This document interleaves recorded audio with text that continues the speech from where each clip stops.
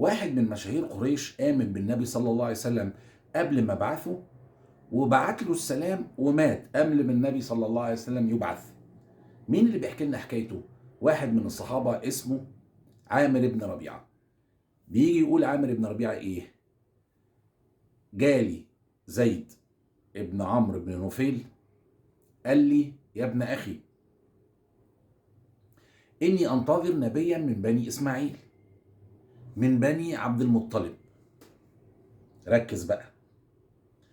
وأنا خايف إن يجي أجلي قبل ما يبعث، قبل ما أشوفه.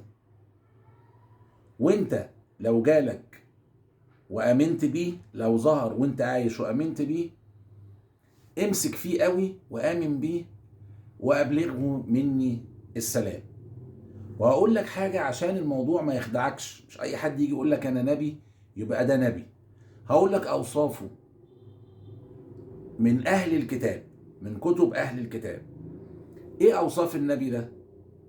هو من بني إسماعيل، من بني عبد المطلب، ليس بطويل ولا قصير، وشعره ليس بكثيف ولا قليل، لا تفارق حمرة عينيه، صلى الله على محمد صلى الله عليه وسلم. وخاتم النبوة بين كتفيه، واسمه أحمد، صلى الله على محمد صلى الله عليه وسلم.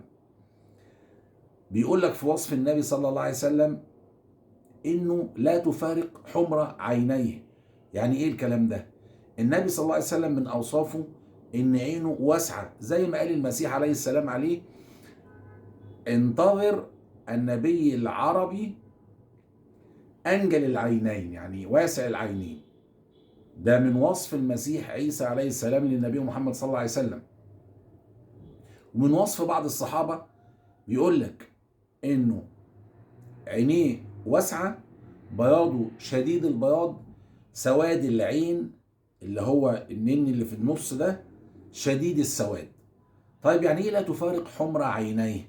يعني في زي عروق خفيفة كده حمراء في بياض عين النبي صلى الله عليه وسلم، وده بيزيدها جمال. ومن وصف عين النبي محمد صلى الله عليه وسلم بيقولوا عليه انه اكحل العينين بدون كحل، صلى الله على محمد. يعني جفنه حضرتك كده لما تشوفه تحس انه متكحل، خلقة ربنا من غير كحل. يزيد النبي صلى الله عليه وسلم جمال على جمال. طب سمعه، النبي صلى الله عليه وسلم قال على نفسه: إني أرى ما لا ترون، وأسمع ما لا تسمعون، وإني أسمع الملائكة في السماء، مفيش مكان 4 صوابع إلا في ملك ساجد بيسبح الله في السماء. طيب ونظره، بيقول للصحابة وهم بيصلوا وراه: أنا شايف سجودكم وركوعكم، صلى الله على محمد صلى الله عليه وسلم. ويقول عليه سيدنا علي بن أبي طالب كرم الله وجهه: لما تشوفه تهابه، ولما تتعامل معاه تحبه. نكمل بقى وصف زيد بن عمرو بن نفيل للصحابي عامر ابن ربيعة.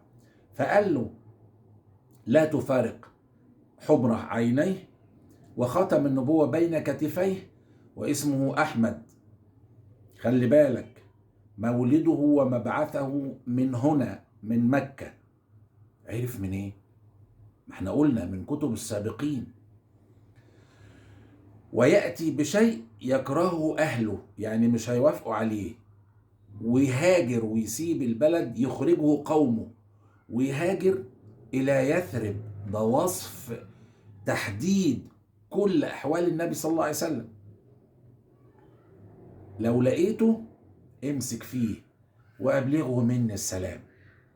فلما سيدنا عمرو بن ربيعة راح للنبي صلى الله عليه وسلم بعد ما أسلم وقال له الكلام ده، قال له: على زيد بن عمرو ابن نفيل السلام ويرحمه الله. دعا له بالرحمة، ومن هنا بقى كل المسلمين يدعوا له بالرحمة.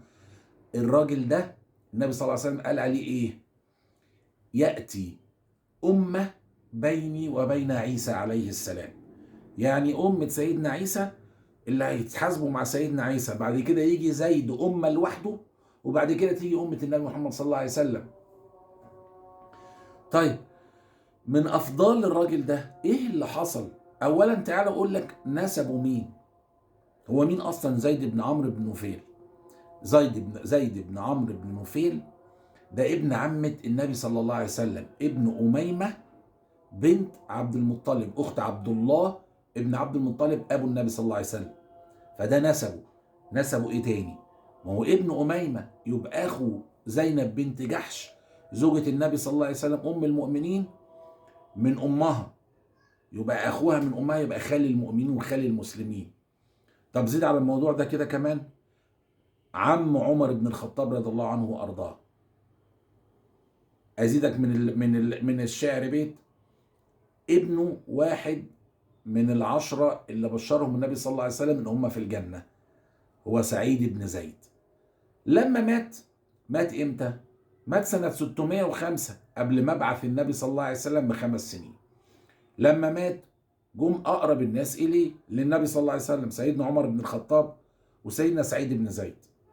قالوا للنبي صلى الله عليه وسلم: يا رسول الله صلى الله عليه وسلم، لقد كان من زيد ما سمعت، فطمنا عليه. قال لهم: يرحم الله زيد، يبعث أمة وحده. وفي حديث تاني: رأيته في الجنة يجر أزياله.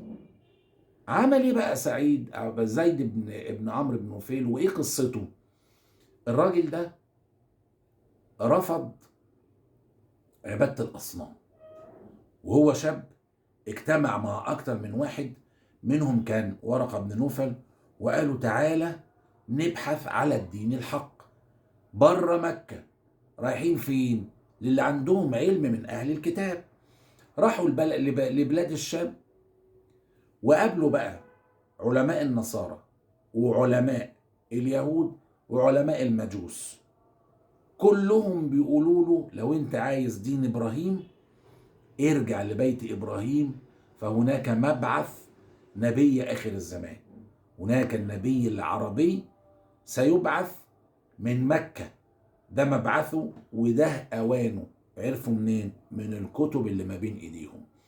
بعض بقايا التوراة فيها نصوص مقدسة بتقول إن نبي آخر الزمان سيبعث سنة 610، والنبوءة دي لغاية دلوقتي موجودة في كتبهم. في سفر دانيال تحديدا نبوءة اسمها في الأسبوع 70، في نبوءة اسمها في 70 أسبوعا. ده تاريخ بتاع حساب اليهود، بيقول لك إنه سيبعث النبي آخر الزمان سنة 610 ميلاديا تحديدا. ونبوءة تانية في أسفار اليهود سفر إشعياء بالتحديد بيقول لك وحي من جهة العرب. فالناس دي كانت موجودة في بلاد الشام وموجودة في يثرب منتظرين نبي آخر الزمان. نرجع لزيد بن عمرو بن نفيل. كانت السيدة أسماء بنت أبي بكر رضي الله عنهما بتقول كان بيسند ظهره للكعبة ويقول: يا بني قريش ليس فيكم على ملة إبراهيم إلا أنا.